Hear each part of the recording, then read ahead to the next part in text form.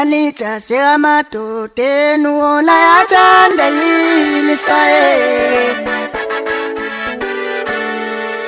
Malita sekamadoda.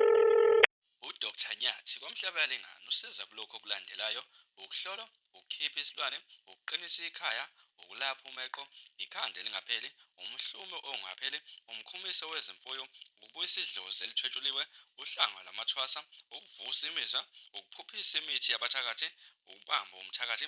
Uyatholakala kule nombolo 064 793 8826. Woza kuDr Nyathi uzothola ukusizakala. Wena Ngizwe Mchunu uyiphiqiphiqi lexoki usugxishwe imali emasendeni abaholi beANC kwaZulu Natal. Ngizwe Mchunu ugxishwe imali emasendeni, usuyasaba ukutshela amabhinqa ukuthi sasikhulumile njengeholi bamabhinqa kuthi kuyovotelwa umkhonto wesizwe noma iFP. Amabhinqa azovotela umkhonto wesizwe noma inkatha.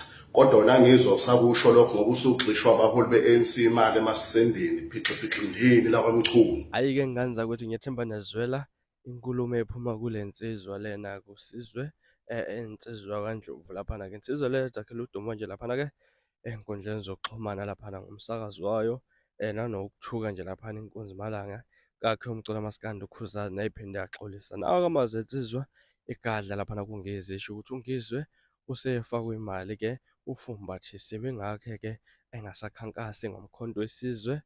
Kodwa ke kuthulekile laphana kusho ukuthi ke akasawatshela amabhenqa ukuthi ke ngempela awavotela lapha neMK iqembu likaZuma. Mhlawumbe kuthini wakho ukuphawula, asihlane comment section ungitshela ukuthi wena mhlawumbe luthando lwakho uvo ngalolu daba, is this true or false? Noma mhlawumbe uzidlala ngomacingwane, engazi umacingwane ke uzoyithini le ndaba mangabe mhlawumbe ifika kuyena le ndaba. Sazi ukuthi umacingwana akuyena umuntu onokuthula laphana ke insizwa nje eziphendulelayo ezikhulumelayo futhi. Kuthini kwakho ukuphawula?